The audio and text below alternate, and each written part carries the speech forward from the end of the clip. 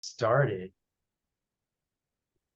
Hi, everybody. My name is Jessel Noor. I am the Democracy Cohort Manager for Solutions Journalism Network. We're a nonprofit that supports journalists and newsrooms in telling the whole story, talking about not just the problems societies face, but what the solutions to those problems are through rigorous evidence-first reporting.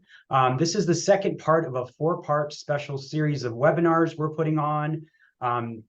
Ahead of the 2024 election to give journalists the tools they need to report on democracy and the threats we face through our democracy from this pro-democracy solutions-focused lens.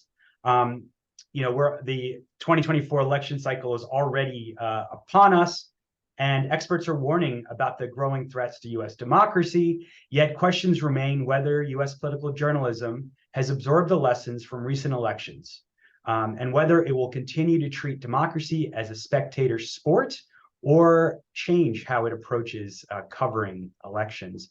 So we have a great panel for you today, and we're going to start in just a minute. But first, I want to thank our wonderful partners for helping us put on and promote the series of panels. And our first session is already what happened last week. If you missed it, it was a primer on what pro-democracy and solutions-focused reporting is. We'll share that recording with everyone who attended this event. And we have two more panels coming up in the next few weeks. We'll share the links for these panels as well in our follow-up email. You don't want to miss any of these. We have an excellent lineup, some excellent panelists. Real quick, if you're not familiar with solutions journalism, it's rigorous evidence-based reporting on responses to social problems. And when I say pro-democracy reporting, it's reporting that acknowledges the reality of misinformation and the slippage of democratic norms, helps people engage more easily and readily with the systems designed to protect, enfranchise, and serve them, acknowledges reality, and creates accountability. And in this session and the series, we're looking at how to combine these two things. We'll talk about when solutions reporting is appropriate and when it's not, and how to implement these in your newsroom and what some best practices are. So I want to hand it over to our wonderful moderator, Aceto Nueva, who's a contributing editor at the New Republic and a columnist at The Guardian. Thanks so much, Aceto. Thank you, Jessel, for that introduction, and thank you for letting me be here. This second seminar in this wonderful series on covering democracy. Could not think of a more important topic to be talking about ahead of the next election. And yeah, it's really great to be here. And I'm going to go ahead and give an introduction to our two wonderful panelists. Our first panelist is Kira Lerner, who is the democracy editor for The Guardian US, where she edits and reports on voting, elections, and efforts to subvert democracy. Previously, she was democracy reporter for State's Newsroom and managing editor of VoteBeat when it launched a pop-up newsroom to cover election administration and voting before and after the 2020 election. She's also covered voting rights, criminal justice, and civil rights issues for outlets including The Appeal and Think Progress, and her work has also appeared in The Washington Post, Slate, Talking Points Memo, among other outlets. Michael Tomasky is a leading liberal political commentator and is the editor of The New Republic, where he took over in April 2021, and also Democracy, a Journal of Ideas, which he's edited since 2009. He's the author of 6 books, most recently including The Middle Out, The Rise of Progressive Economics, and A Return to Shared Prosperity, published by Doubleday in 2021. He's also contributed frequently to the New York Review of Books, and from 2016 to 2021 was a contributing opinion editor for the New York Times. He's previously been the editor of The American Prospect and the US editor of The Guardian. Lives outside of Washington, D.C. with his wife and daughter. Kira and Michael, thank you so much for being here for this webinar. I'm sure we're going to have a really, really great conversation. Thanks for having us. So yeah, I think one place where we could start is, I think a lot of reporters hear so often that our first commitment as journalists is to objectivity. We're supposed to deliver the straight truth without fear or favor for a particular side, uncolored if we can by ideology. And at the same time, I think we're all here at this seminar because we also believe that we have a bedrock commitment to democracy, not just as journalists, but as citizens. That's something that we think is non-negotiable, and we're all very troubled by various threats that we see to democratic rights and democratic principles across the country. So how do you two think about balancing those commitments? On one hand, I think felt acutely by a lot of reporters at newspapers specifically to objectivity. On the other hand, also this sense that we ought to be really covering democracy with a real kind of slant for democracy, being pro-democracy and unabashedly so.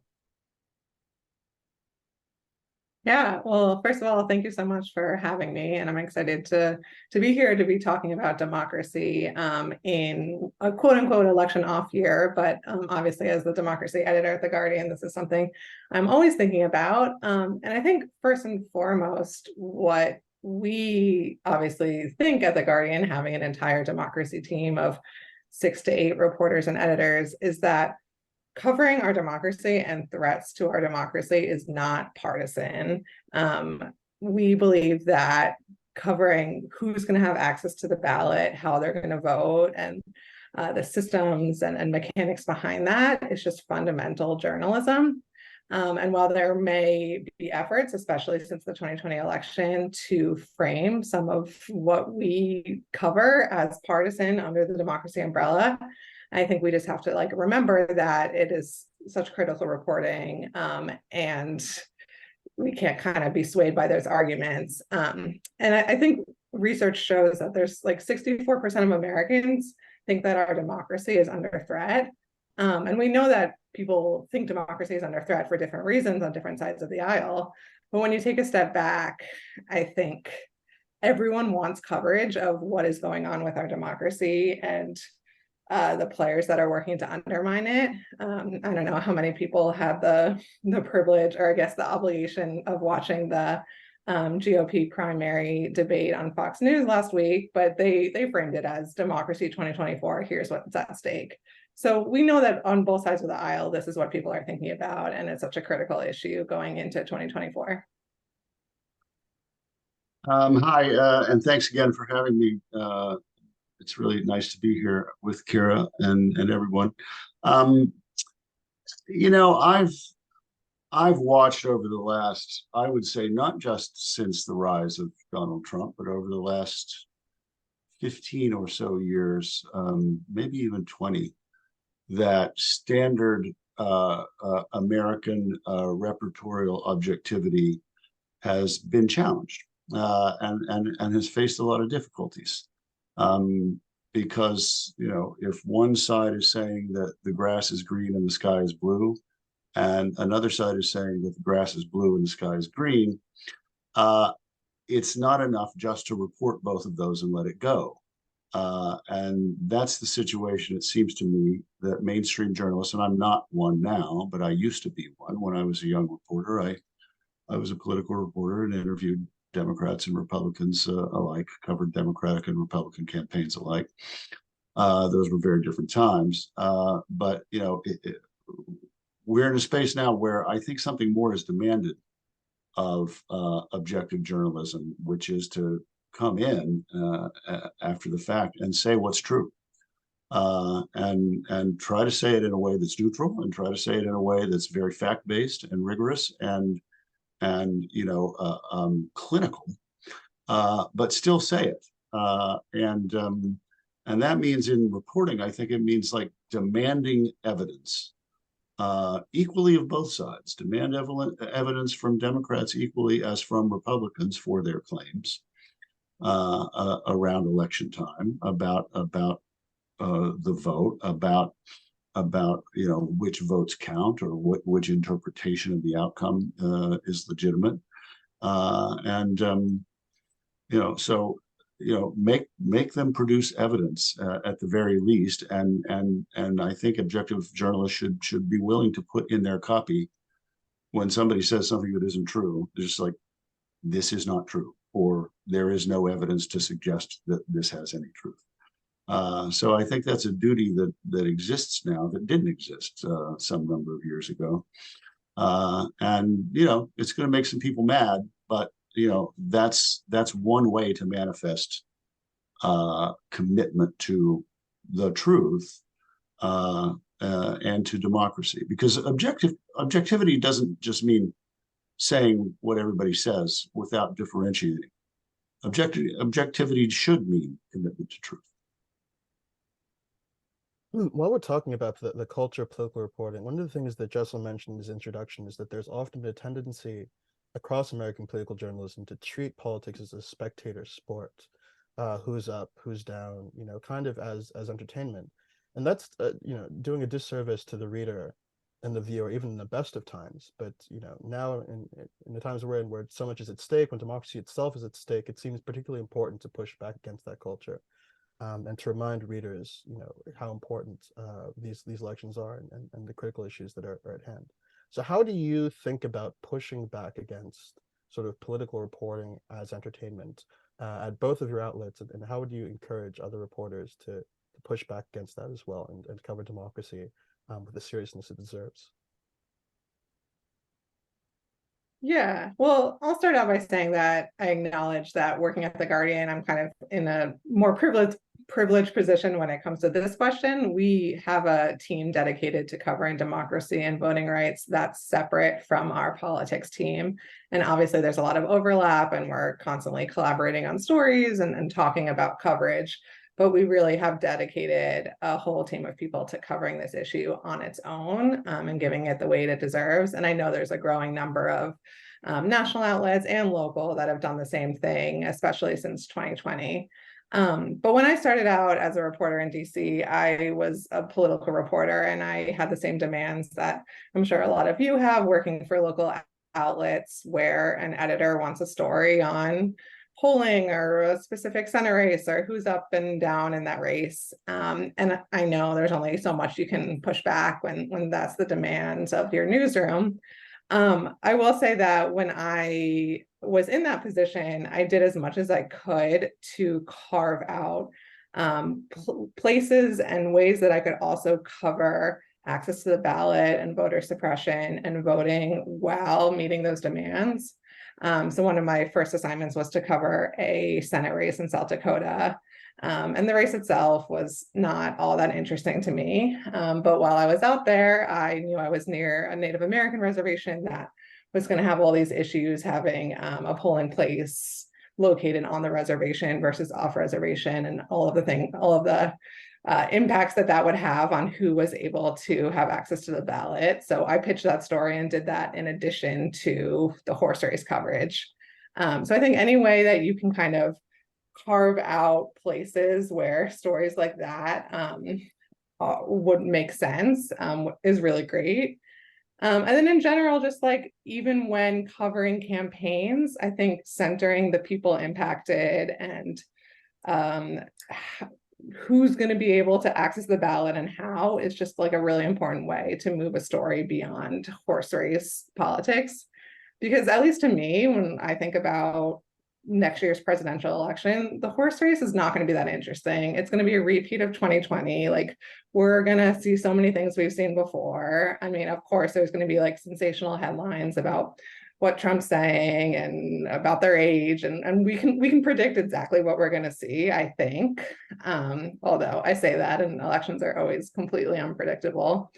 But I just encourage people to think about ways that you can take a step back and think about like who is going to have access to the ballot, especially after 2020 and Trump's indictments and January 6th, and just there's so much at play when it comes to our democracy in the next year or so. Yeah, it's a really hard one because, obviously there are demands for, and this is unfortunate, but it is, and everybody on this participating in this conversation and watching knows this. There are demands to keep up with the competition, to report on the polls, to report on the horse race. But also, I think Osita used the word spectacle, and that's an important part of this, because it's not just polls and horse race. It's treating it, like the Super Bowl or something, which it's sort of like, but it's really not like, because there's not that much at stake in the Super Bowl. Nobody's going to truly suffer if one team loses or the other team loses. But Americans, some set of Americans might actually, and people around the world, might actually suffer given depending on what the outcome of the election is. So how not to treat it like spectacle is a question that I've thought a lot about. I mean, we don't do that much at the New Republic, but the New Republic is a little bit off to the side, you know, in terms of how it decides to cover these things, because we're not full of daily reporters, and we don't have people out on the beat on the campaign planes. You know, so we're not obliged to cover it on a day-to-day basis. How to make day-to-day coverage not obsessed with the spectacle and who said what today and what made news. That's really hard. I won't pretend that I have any great answers to it. You know, if somebody says something completely outrageous, you got to cover it. But I guess it's just a question of the way you cover it and the way you write about it, not just trying to get cheap traffic out of, you know, making a controversy, but going a little deeper and talking about why this person said was, you know, not merely sensationalistic and entertaining, but dangerous. So it requires putting a little bit more depth into the coverage, I guess. You know, it's very important though, because spectacle, you know, spectacle obsessed coverage, by definition, rewards the maker of the spectacle, and that's something journalism shouldn't do. And in keeping with, you know, avoiding the spectacle, how would each of you recommend that reporters go about demystifying how it is our democracy actually functions? Because I think one of the things that we've all kind of learned over the last several years is that the process of doing elections is actually tremendously complicated. We've learned a lot about voter ID laws, election administration, all these sort of wonkier aspects that people kind of take for granted when they go to the polls is just sort of like working out. That's where a lot of the threats of democracy have, you know, have arisen. Republicans doing things at the state level, local government to sort of corrode the right to vote. And all of that material is sort of this realm of public policy we don't really talk about very often. And the reporters are, I think, you know, in many cases for the first time kind of encouraging voters to think more deeply about how all of that works logistically and how that functions. So how do each of your outlets go about trying to demystify democracy as a kind of policy area and to educate voters about it at a time when it's increasingly important that people understand these kind of like very granular details about how our elections work? Yeah, this is a really important question to me, because I think this is like so fundamental to how we approach covering democracy. And it's something that I've been thinking about for years, and something that VoteBeat does really well when I work there, and we've been trying to do at The Guardian. A lot of this is what we would think of as more service journalism. It's explaining how election systems work, and more importantly, all of the safeguards that are in place in our election system to protect against quote unquote fraud or malfeasance, or all of these things that Trump and his allies claim is going on with our election system. Because when you break things down, yes, US elections are incredibly complicated and confusing, and for so many different reasons, and often they are designed that way to cause confusion. But when we can break down what's actually happening, especially on the local level, and people understand that, oh, there is a paper backup or whatever safeguard it might be that's in place to protect against some of the issues that folks are trying to draw attention to when they're not actually happening. I think that's so important to just like help maintain public trust in elections. And I would also say that a lot of that from the reporting side involves centering election officials and the nonpartisan people involved in elections, and relying for them I'm relying on them as sources as often as possible, because for the vast majority of them, they are just like public servants doing their work, and they're happy to talk to reporters. And they're working incredibly hard to make sure that elections run smoothly, and they want the public to know the work that they're doing, and how systems work. I mean, if they're happy to host local reporters for tours of election offices to show them how voting machines work. And I think as much like of a primer that reporters can get on how their local elections function, and then as much as they're able to share with reporters is like really helpful in kind of demystifying all of the questions people have about what can go wrong. And then I also think it's really important that when problems do arise on election day or before an election, that reporters pay really close attention to whether they're just like standard administrative issues or human error, which is the case in the vast majority of problems that happen around the election, or really rarely if they are the consequence of some kind of malfeasance. And then it's really important to get to the bottom of the systems and the actors behind that.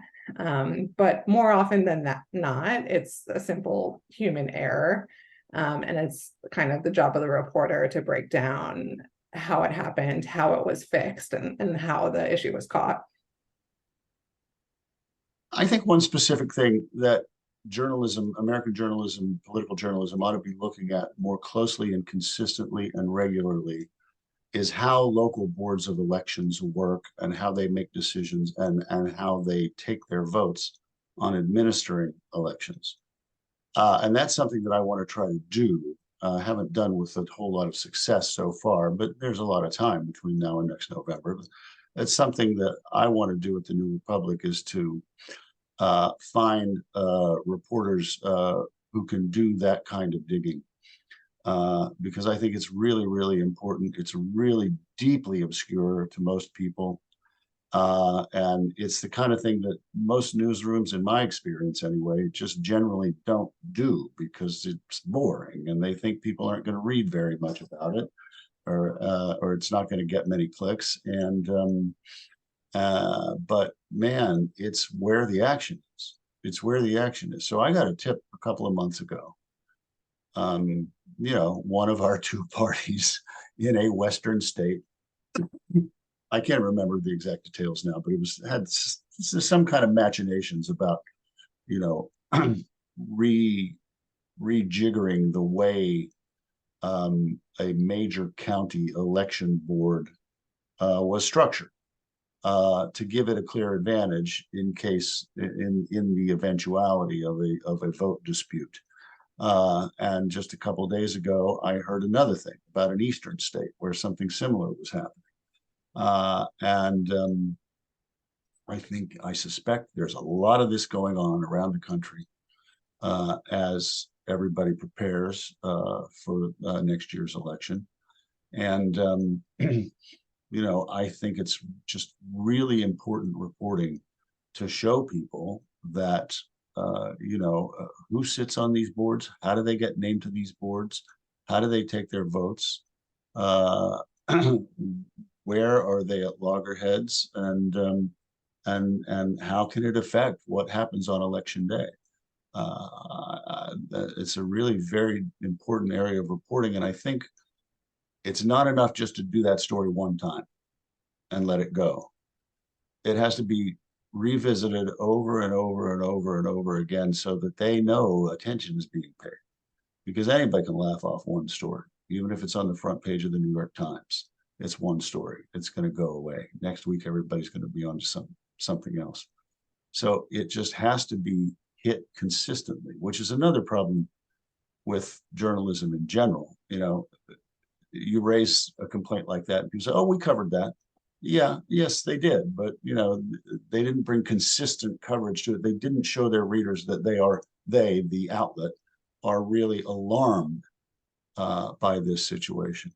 Also, just very quickly, how elections are administered on election day itself. There's, to me, surprisingly little reporting on this. I've seen a little bit of it. And I saw Ari Berman is going to be doing one of these panels, and Ari has done terrific reporting along these lines. Like, where are the machines? Are there an equal number of machines in Black neighborhoods as in white neighborhoods, in poor neighborhoods as in affluent neighborhoods? That's hard to get. That's tough reporting because they often won't tell you. But, you know, it's very necessary reporting. And, you know, it's very, very obviously pro-democracy reporting as well. I wanted to be sure we took some time to talk about misinformation, which I'm sure is on a lot of people's minds here. How much should newsrooms and outlets be investing in combating misinformation? You know, what should newsrooms and outlets be doing to prepare for the onslaught we're going to see or advance of this next election? And also, what kinds of misinformation should outlets sort of prioritize covering and fighting back against if that's what they feel their responsibility is to do? There's so much that gets said and so many claims that are being made, and some of them feel to me as though there's definitely a direct benefit to everybody to correct information about where to vote and how to vote that, you know, people will try to mislead voters about on election day and advance the election. And then there's sort of these broad, huge conspiracy theories that it seems to me like you only kind of believe if you're already so far off the deep end that the Guardian telling you that's not true is not really going to make that much of a difference. So how do you think about combating misinformation, both of your respective outlets? How do you think about it as a wider challenge for political reporters in advance of this next election? Yeah, well, The Guardian is about to bring a new reporter onto our democracy team that's going to be entirely focused on election misinformation. So this is something we are thinking about a lot and strategizing the best ways to cover. I think especially for like a international outlet like The Guardian and kind of weighing the implications of giving a huge platform to misinformation versus being able to debunk something. I mean, that's constantly a question, and we do have to make those decisions about when we would be giving something a huge platform.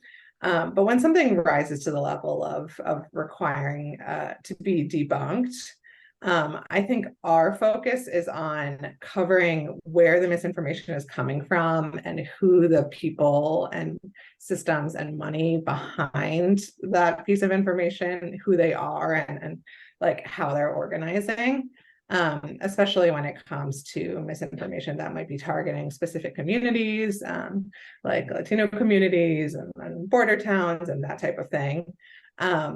So we're launching a project where we're looking at kind of like the money and the systems and the players behind a lot of the misinformation that we're going to see.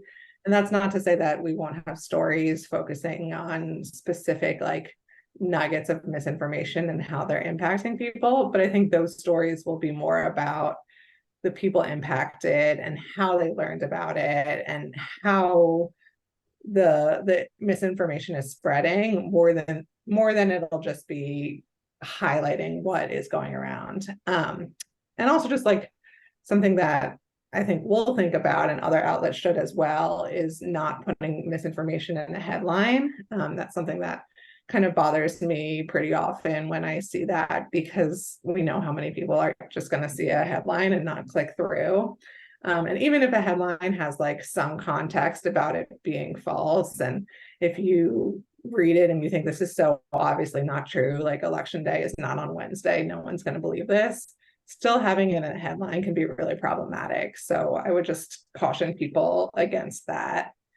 Yeah, Michael, go ahead. Yeah. Yeah, you know, misinformation on social media in particular, I think was obviously a huge issue in the last campaign, maybe the last couple campaigns, and I think was undercovered. I think it was badly undercovered and badly misunderstood by a lot of us, me included.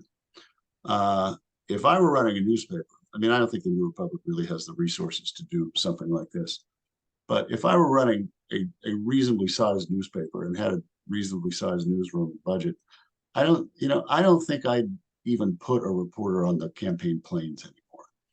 it's really expensive, and it's fun for the reporter, and it's a marquee gig and all that stuff.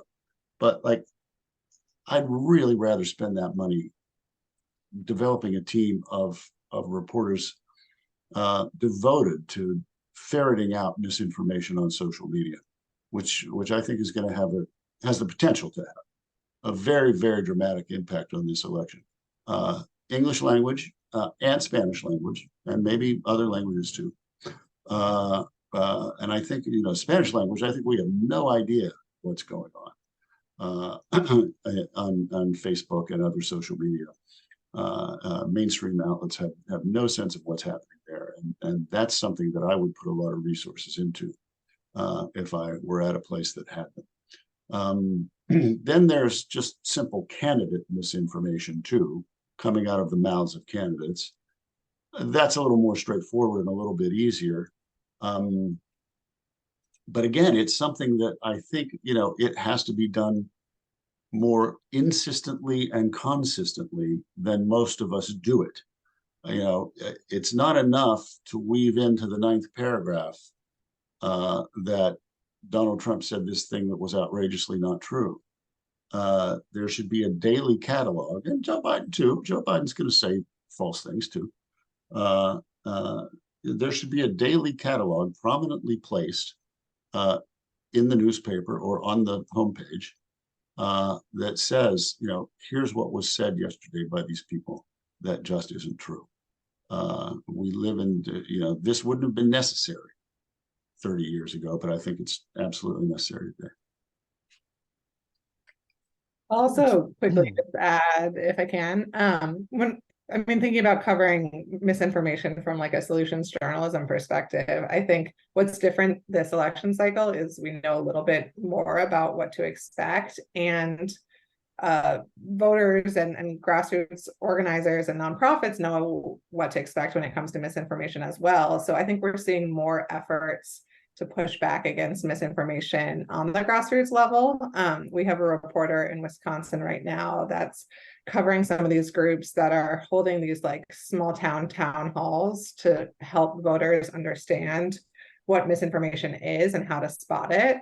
And I think efforts like that are really important. And from a solutions journalism perspective, highlighting the work they're doing and whether it has an impact is really interesting.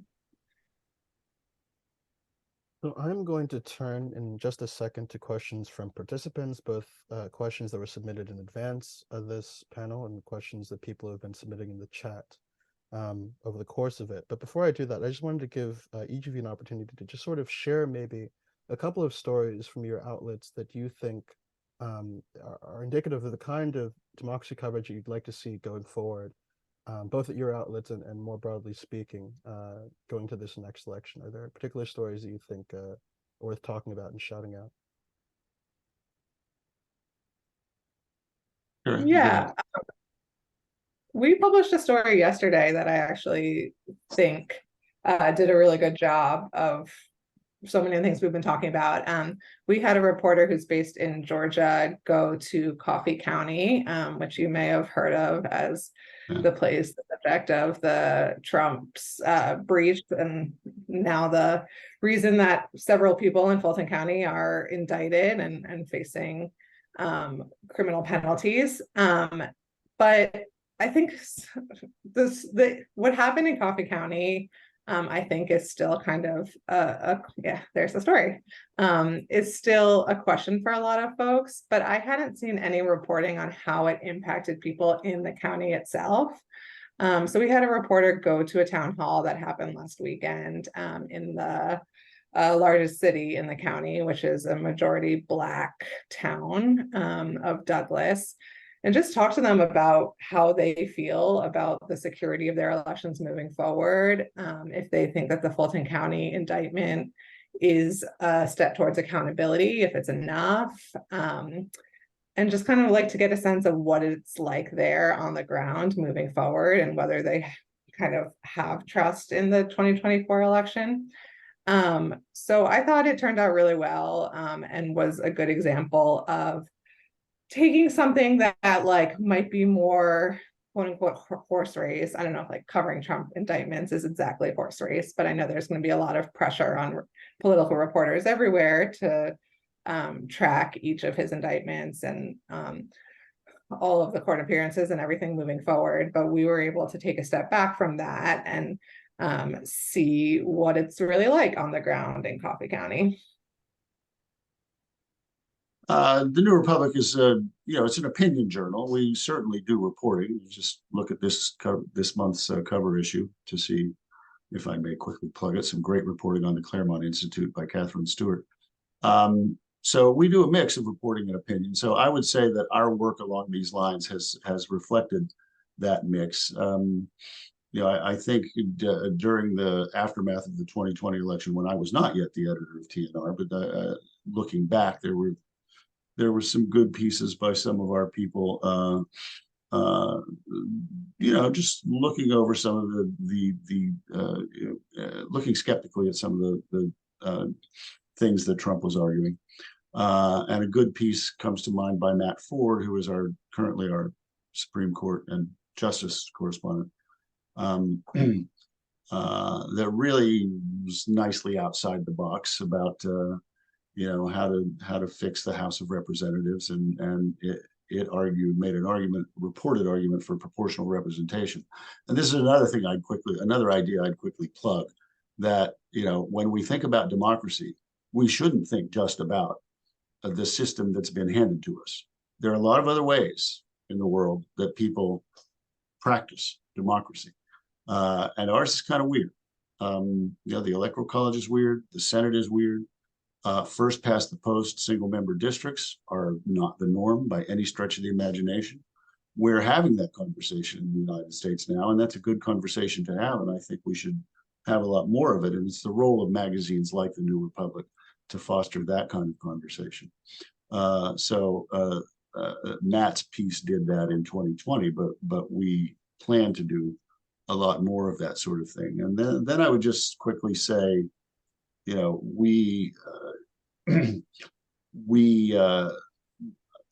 protecting democracy is, to me, one of the core missions of the New Republic at this point in history, and doing all we can to fight rising authoritarianism and protect democracy. We did a special issue called Democracy in Peril last spring. OCEDA contributed to it very nicely, I'm proud to say. But we had a lot of really good pieces, reporting and polemical. And, we're just going to keep doing more of that too. Terrific. Well, I think I have a couple of questions that I want to plug in here while we have the time to do so from participants. Two of them were submitted before the panel, and I think there's at least one or two from the chat here that I want to get in as well. But the first one is, this person wrote in, accuracy can sound like alarmism these days. How to remain persuasive when the stakes are so high? So I think this dovetails in with some of the things we were talking about at the very beginning. When simply reporting on how dire some of these threats to democracy are, it can sound like we're in a really, really scary place, because we are. So how do you communicate that in a way that's persuasive to the reader without seeming too alarmist, without sort of scaring people away from your coverage? Yeah, I mean, I think it's hard to find that balance between being an alarmist and raising the alarm when it's necessary, but it's something that you kind of have to evaluate with every story. And I think being able to look at something that's happening and evaluate whether it's actually a systemic risk to our democracy, or whether it's one extreme lone wolf actor who is maybe making some salacious claims, but will probably disappear because there aren't a lot of people backing him, and he doesn't have the support of one of the presidential candidates or something like that. And I think it's really hard. I'll admit that I probably got it wrong before January 6th, and so many reporters did, and we didn't really see it coming. So I think there's a lot of lessons that have to be learned from the 2020 election cycle and the aftermath about when to raise alarms. One of the things at The Guardian that we're doing is we have a survey collaboration with the University of Chicago's Center for Political Threats. And they're doing surveys every 3 months. They've started these after the 2020 election, talking to people about political violence. And what they found is that Americans' appetite for political violence has increased pretty significantly since the 2020 election.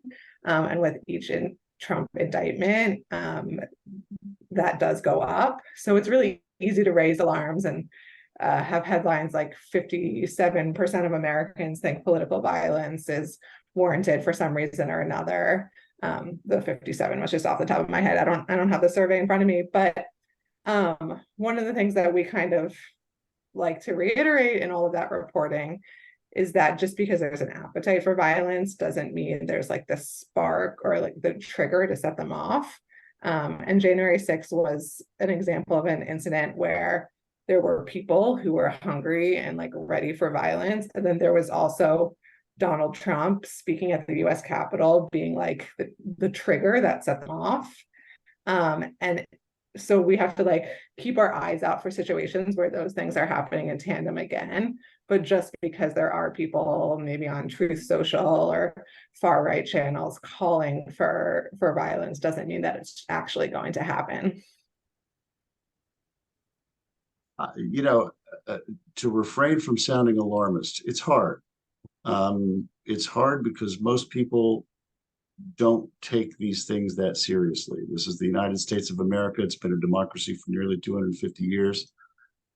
They don't necessarily, a lot of people also just don't necessarily see Trump as a sui generis threat to democracy. They kind of just see him as another politician, a bit more extreme, perhaps in this way and that way. But, people who don't pay that much attention to politics just don't see the threat. And alarmism isn't going to convince them. Empiricism might, facts might, evidence might, in some cases, not in all cases, but in some cases, evidence might. And there are a lot of sources of evidence out there in the world. I mean, there's Freedom House, which rates countries according to their freedom, and which I think now rates the United States of America partly free, if I don't have that wrong. I think I saw that recently. So they rate countries like free, partly free, not free. And that's just shocking. The United States of America, where Freedom House is based. Freedom House used to be a kind of a right-wing thing, but in the Cold War days, but now it's not. There's another democracy measuring organization out of Copenhagen, maybe? I can't remember where. Somewhere in Scandinavia, which just has a lot of good empirical evidence and statistics about the health of democracy in different countries around the world, the United States included. I've always had the suspicion that maybe if you can tell people, well, actually, according to these measures, we rank 37th or we rank 44th. A lot of people will dismiss that, but enough people will go, what? That's alarming. So another question that we got in before the panel, this is, I guess, a concern perpetually in political coverage and in elections. How do we do more to center the voices and concerns of voters as opposed to the rhetoric of candidates? How do we sort of elevate what voters are thinking and saying and what they're facing on the policy level, as opposed to just sort of regurgitating what the candidates are saying on a campaign trail? How do we sort of rebalance the tilt in one direction in campaign coverage? Michael, you can take that first if you want. I'm going to be the skunk at this picnic and say that I think voter interviews are kind of overrated. I mean, polls of what voters are thinking are kind of useful, and sometimes those interviews can be illuminating. But I don't know. A lot of people just don't give very informed opinions, and I find too much of that reporting kind of frustrating. I think it's interesting when you go into when it's truly when you truly can't predict what the people are going to say, then it's interesting. But if you send a reporter to Youngstown to find white guys who are going to talk about Trump, you know what they're going to say.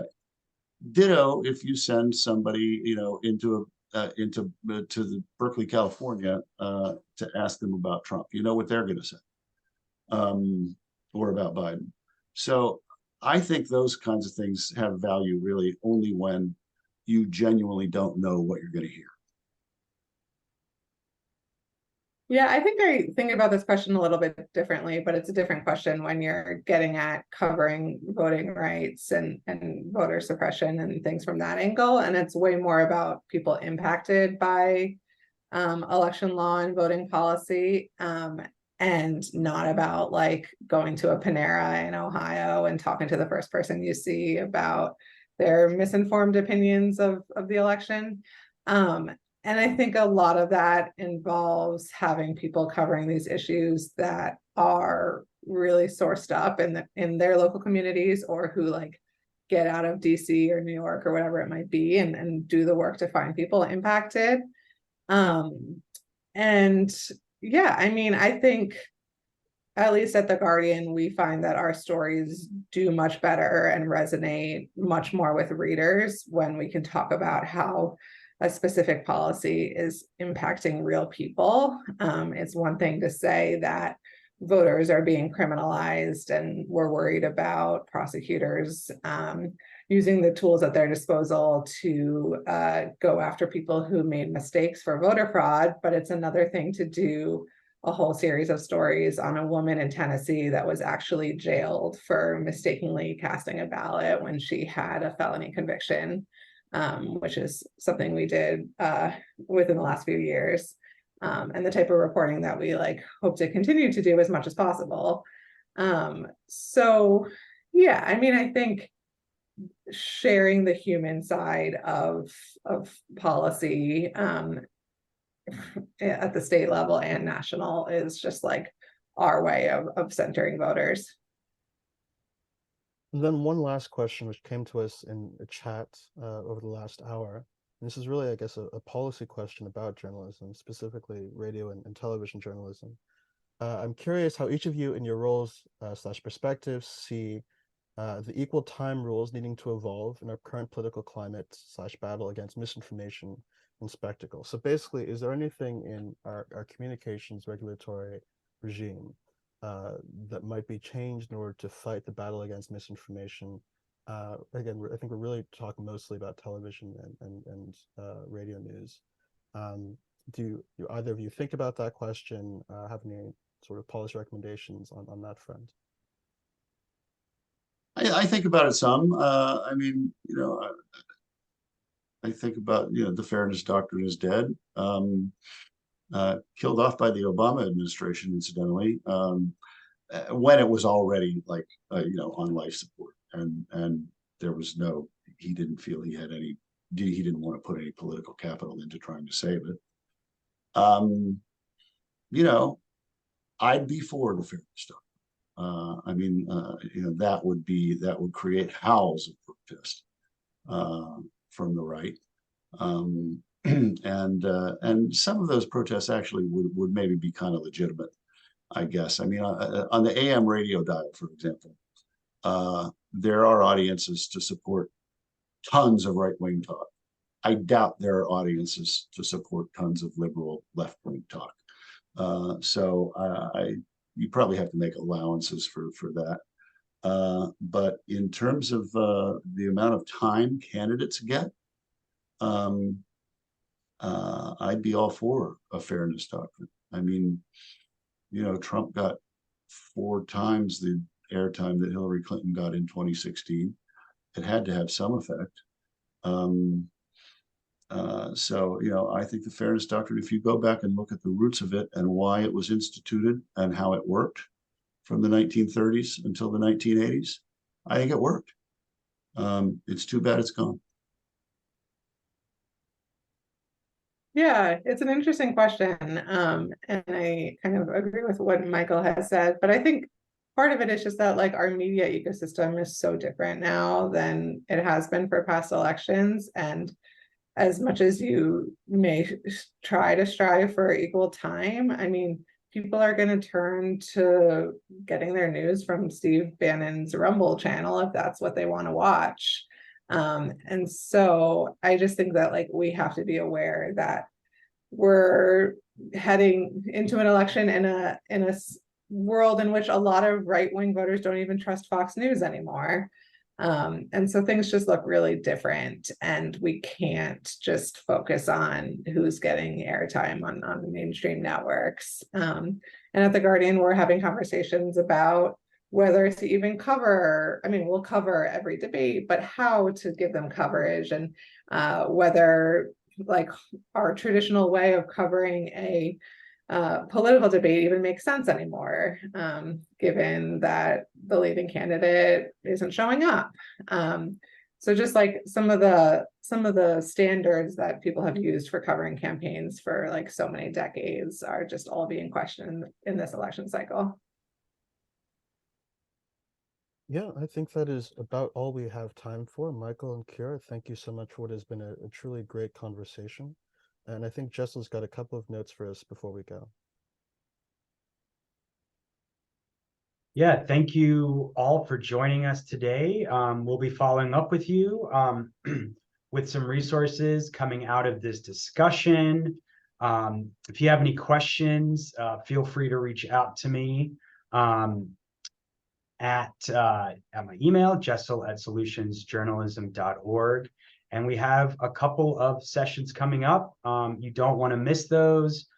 This session will be recorded and shared. Next week, we have a great panel with Natalia Contreras and Ari Berman specifically about covering threats to democracy through a solutions lens and pro-democracy lens. And then we're going to end on September 12th with lessons from 3 pro-democracy newsrooms. These are conversations you don't want to miss. And again, if you missed any of this conversation, you'll get the full recording in your inbox, and we'll be rolling out some resources to support your work. Please stay in touch, reach out. We would love to, read and hear and watch the reporting that you produce using these resources. So again, I'm Jessel Noor for Solutions Journalism Network. Thank you so much for joining us today.